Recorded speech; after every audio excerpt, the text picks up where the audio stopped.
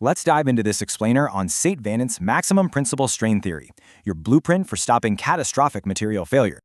So, how do engineers predict exactly when a material will snap under complex, multidirectional stress?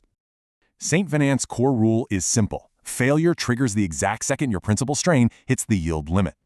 This equation shows how principal strain actually stretches or compresses when primary and secondary stresses interact. The golden rule here? That strain value must literally never exceed the material's natural yield threshold. Simplifying that gives us this core mathematical boundary, which is absolutely vital for designing thick-walled pressure vessels. But watch out, because the direction of that secondary stress, tensile or compressive, totally changes the rules.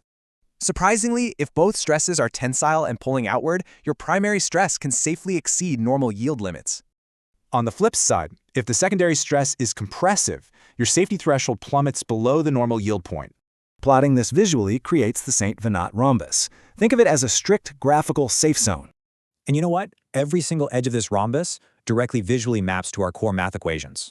When forces actually oppose each other, like mixing tension and compression, we must calculate for unlike stresses.